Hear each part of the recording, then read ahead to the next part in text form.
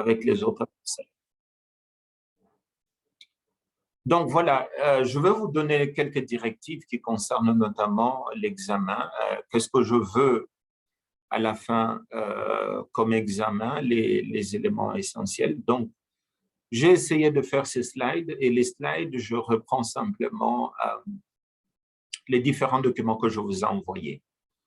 Et vous pouvez m'interrompre si vous avez des questions, si vous voulez avoir des directives, vous pouvez m'interrompre. Alors, ce que je vais essayer de faire, c'est de parcourir simplement le document que je partage avec vous. Et dans ces documents, voilà, ce que je vais faire, c'est trois choses essentiellement. Donc, la première chose, c'est je reviens sur les dossiers qu'il vous faut rédiger et déposer. Je pense que l'examen, si ma mémoire est bonne, ça doit être le 27 septembre. Hein. Je pense que c'est bien cela. Quelqu'un peut réagir?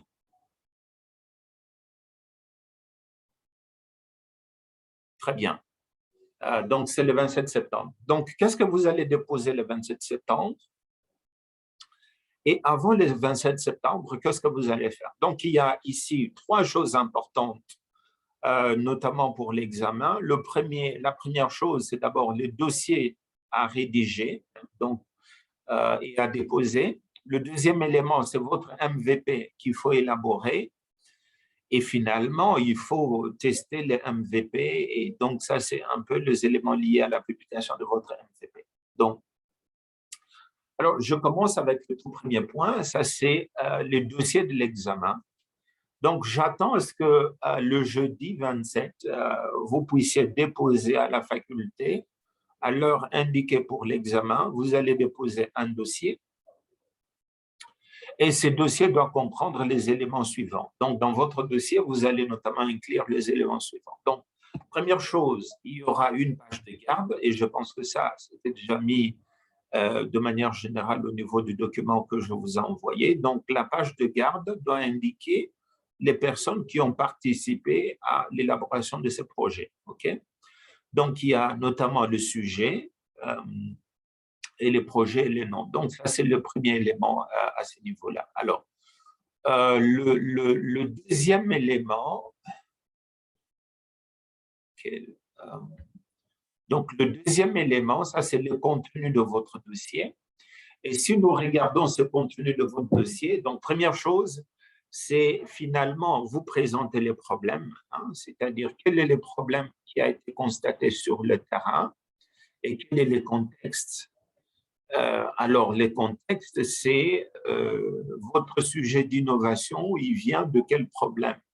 Et vous avez vu que dans le cours, on a dit que tout problème est une opportunité, et si c'est une opportunité, ça vous aide à gagner de l'argent. Et donc ici, ne soyez pas, vous allez voir que je répète ça plusieurs fois, ne soyez pas comme de robots, ne soyez pas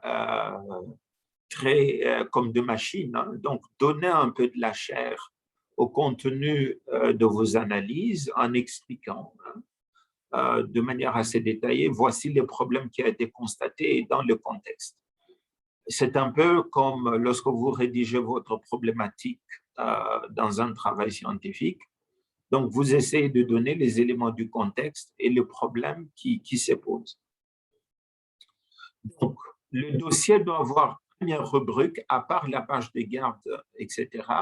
Première rubrique, c'est les problèmes constatés et les contextes dans lesquels se pose le problème. Alors, une idée, vous pouvez aussi documenter le problème, hein, c'est-à-dire que vous pouvez regarder non simplement dans le contexte, vous pouvez regarder sur Internet, les gens se plaignent de ceci, etc. Là, je vous laisse libre choix à vous pour essayer de contextualiser et donner le problème. Première chose. Deuxième chose que j'attends de vous, une fois que le problème a été identifié, maintenant, c'est que vous puissiez avoir une deuxième rubrique au niveau de l'examen qui va finalement expliquer de manière un peu créative comment est-ce que vous allez vers la solution. Alors, je veux revenir là-dessus dans 2 minutes. Troisièmement, c'est élaborer une proposition de valeur. Je veux aussi y revenir. Ensuite, faire le choix d'une ou plusieurs hypothèses au moyen de votre minimum viable product. Je reviens aussi. Présenter votre business model, faire une synthèse des pitch deck et les annexes. Allons un peu dans les détails de ce que je disais. Alors, si on va dans le détail, commençons par le tout premier, qui est finalement définir le problème.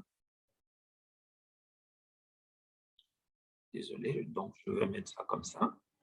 Alors, première chose, dans cette page-là, vous devez définir le problème, comme je l'ai déjà dit. Pour définir le problème, vous pouvez utiliser à la fois la carte d'empathie, et vous savez à quoi ça sert la carte d'empathie, mais il n'y a pas que la carte d'empathie, c'est-à-dire la carte d'empathie, qu'est-ce que le client voit, qu'est-ce qu'il entend, qu'est-ce qu'il y a dans son contexte, etc.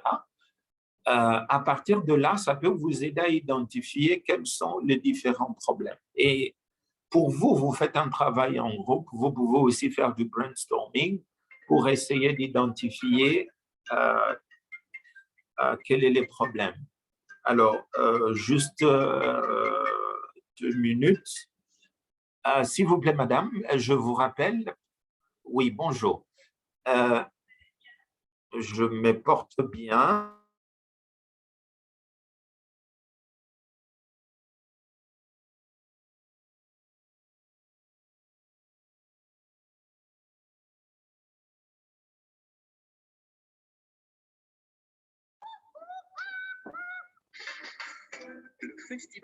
Cette interruption, bon, voilà, il y a des urgences. Hein. Alors, Moïse, vous avez levé la main, vous avez une question à poser? Activez les micros et puis posez la question. Je vois que vous avez la main levée.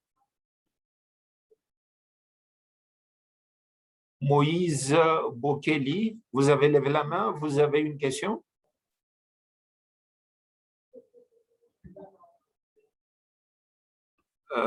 Bon, sinon, je vois que activez les micros pour parler. Sinon, pour ma part, je vais continuer. Très bien. Moïse Bokeli a levé la main, mais ne sait pas parler ou ne sait pas activer les micros. Quand c'est prêt, vous pouvez m'interrompre. Alors, je disais quoi? Vous devez définir le problème et ensuite, vous allez rédiger un petit texte. Et le petit texte, c'est pour expliquer les problèmes, etc. OK? Donc ici, essayez de donner un peu de la chair à votre écriture pour que je puisse comprendre exactement de quoi est-ce qu'il est question. Vianney, vous avez la parole. Activez les micros si vous voulez parler. Oui, voilà, bonjour professeur. Bonjour. Oui, en fait, ma question est de savoir, lorsque vous parlez d'annexer une carte d'empathie, Votre volume est trop bas.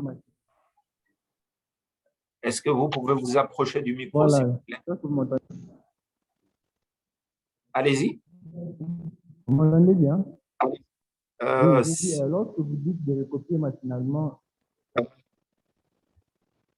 Hop, désolé, un instant, j'augmente encore le volume sur moi. Allez-y. Voilà, j'ai dit, lorsque vous parlez de ne pas se limiter à recopier machinalement simplement votre carte d'empathie, c'est que une copie de telle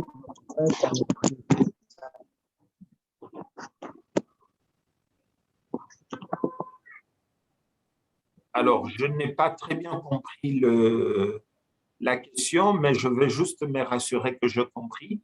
En fait, vous voulez savoir c'est quoi, quand je dis copier machinalement, qu'est-ce que cela veut dire? Alors, je vais m'expliquer si c'est cela la question.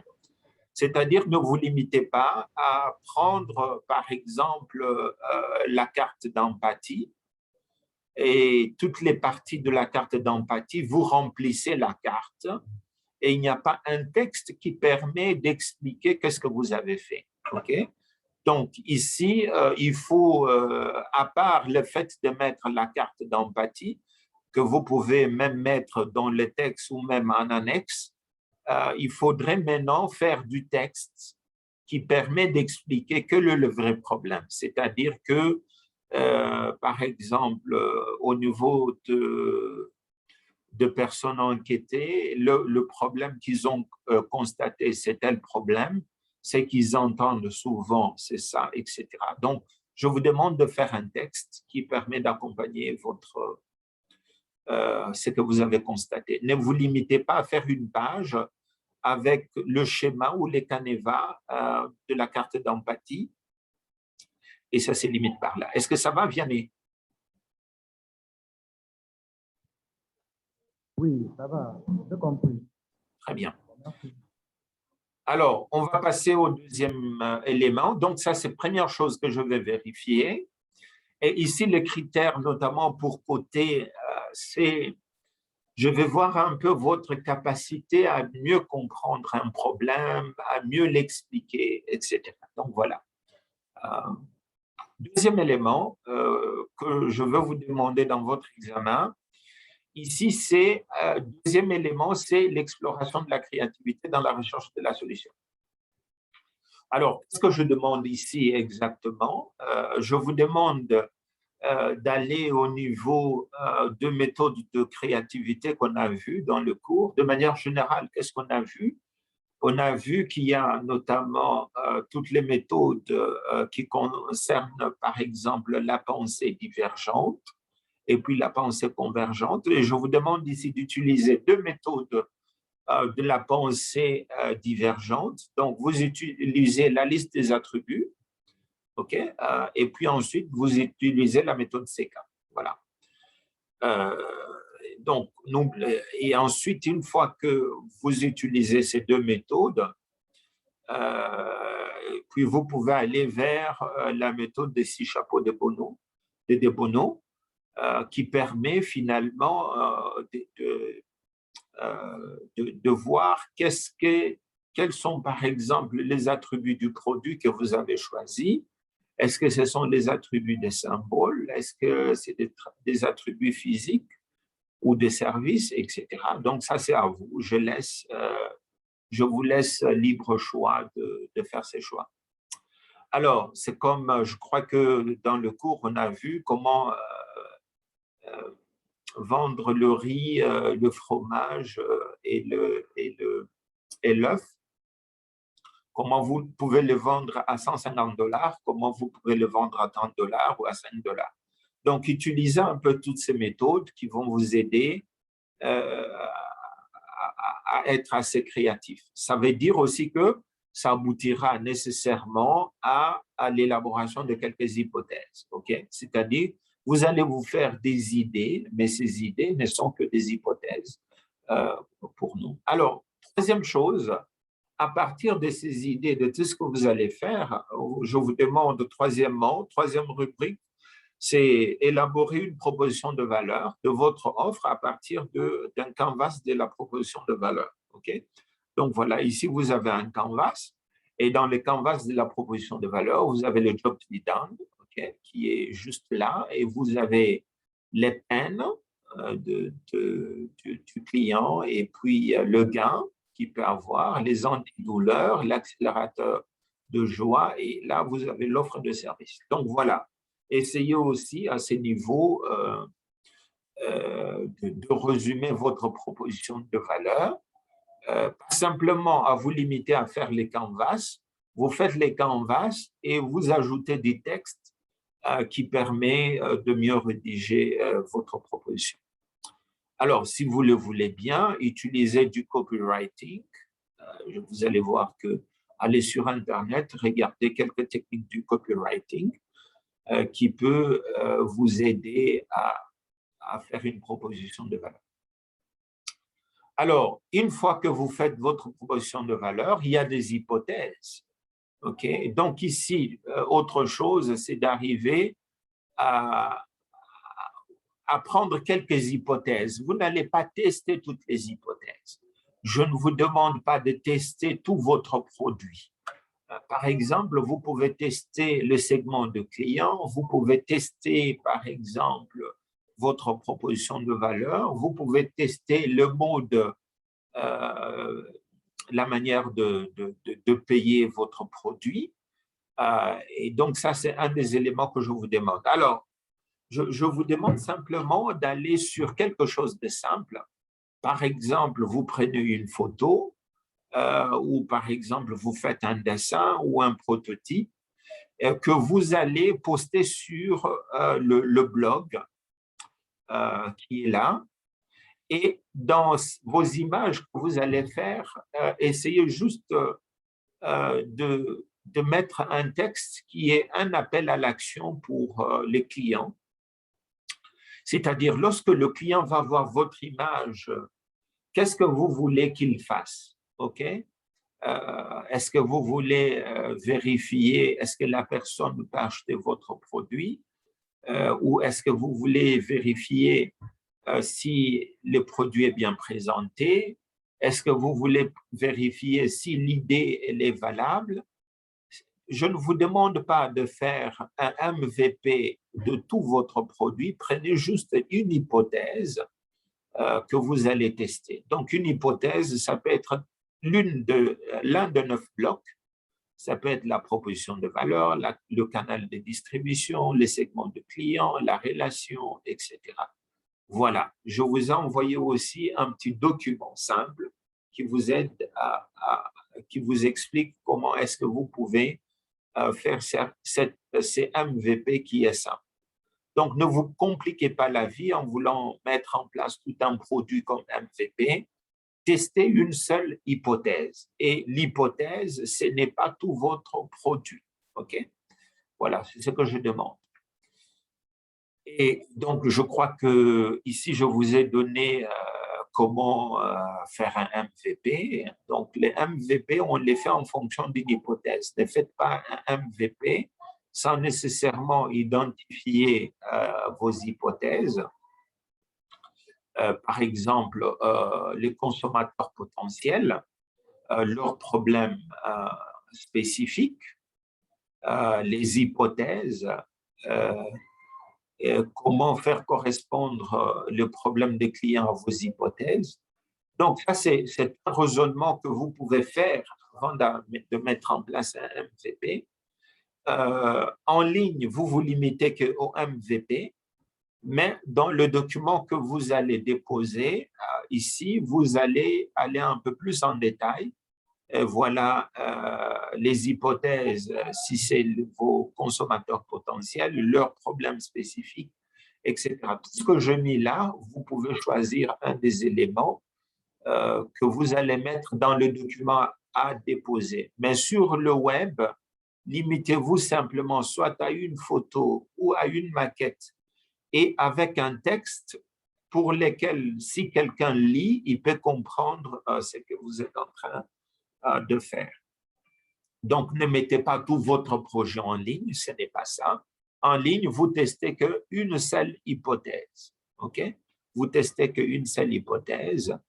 Et l'idée de le mettre en ligne, c'est de demander aux gens d'aller sur les sites et si, par exemple, ils trouvent que votre idée elle est nécessaire, elle est intéressante, ils peuvent voter là-dessus. Oui, Makila, vous avez levé la main? Oui, merci, professeur. J'aimerais juste être précisé puisque vous aviez dit qu'en ligne, nous ne mettons pas tous les projets. Et pour nous qui avons constitué notre MVP en vidéo, nous avons fait une vidéo qui représente un peu le produit et dans lequel nous expliquons un peu quelques caractéristiques du produit. Serait-ce encore nécessaire de placer encore un texte pendant que dans la vidéo, il y a déjà quelques écrits et puis on explique aussi de manière audible. C'est un peu ça ma question. Très bien.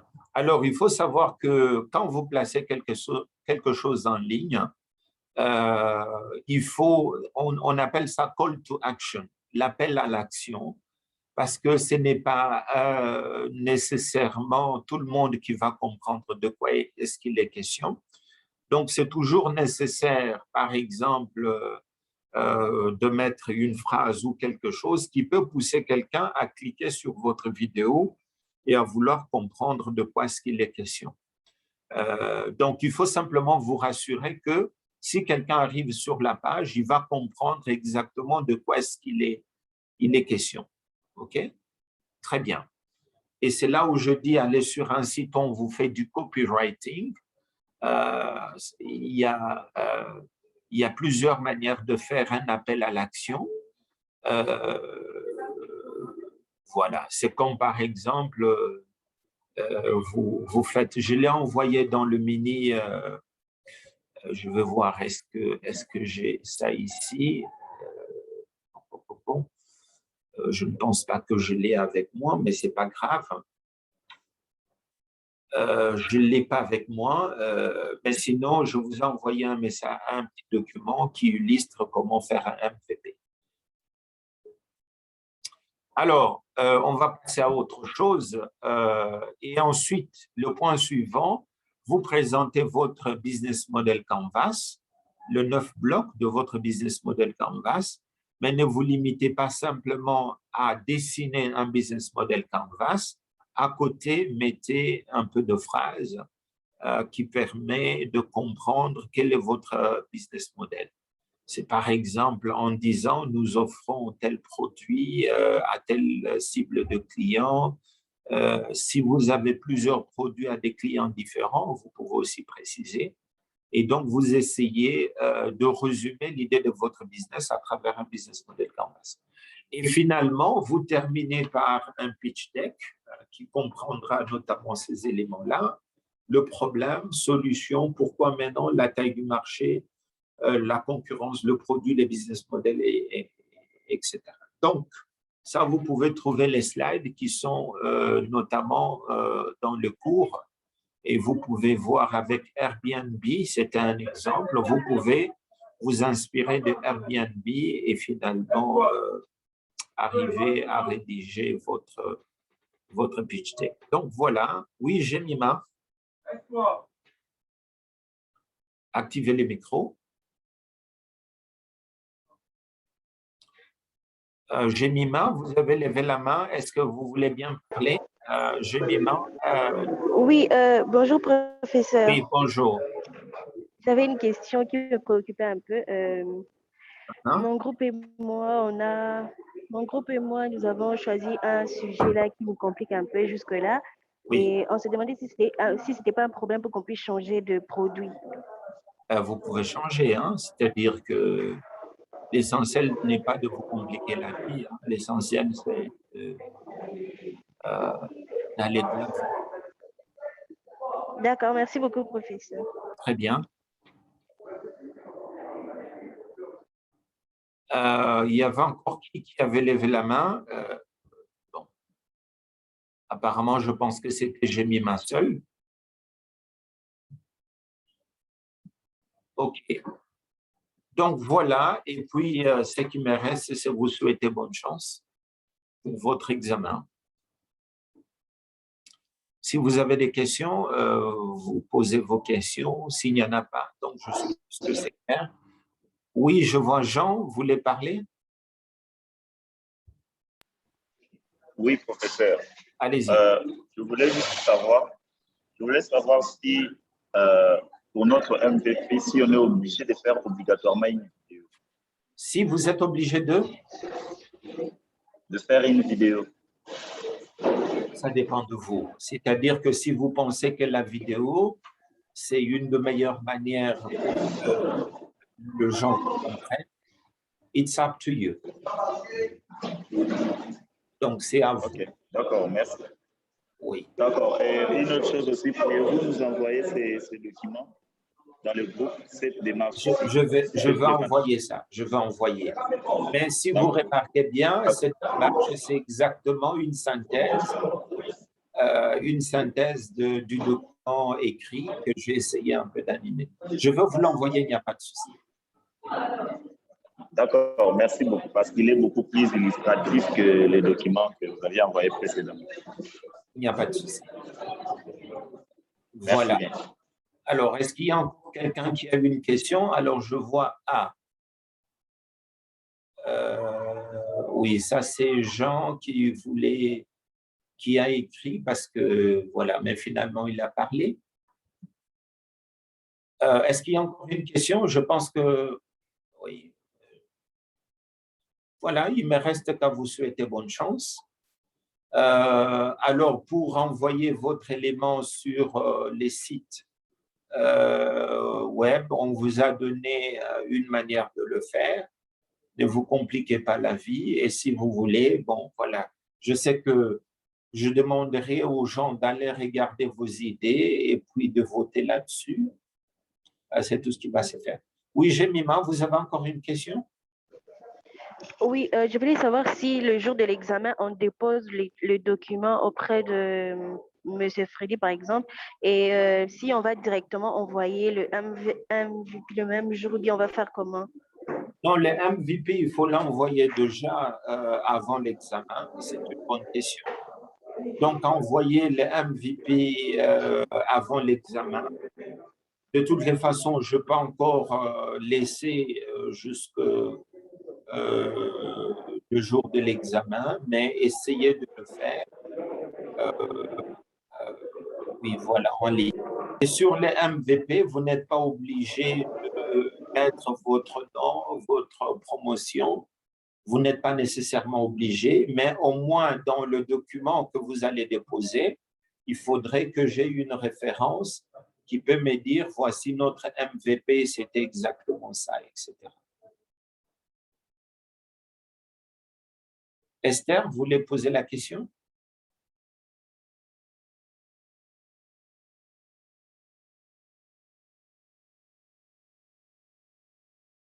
OK, je suppose qu'il n'y a plus de questions. Donc, s'il n'y a plus de questions, c'est clair. Alors, la seule chose que je dois préciser, vous déposez et vous envoyez une copie sur l'adresse email. Je vais l'ajouter dans le slide. Ça va faire une copie de backup au cas où, si par mégarde, je n'arrive pas à trouver un document déposé, j'aurai au moins à recourir à ce qui avait été envoyé en ligne. Donc, envoyez le même jour en ligne et déposez une copie. Allez, très bien. Voilà, ça a été un plaisir de partager avec vous ce petit moment. Et donc, je vous souhaite tout le meilleur du monde pour votre examen et à très bientôt. Merci.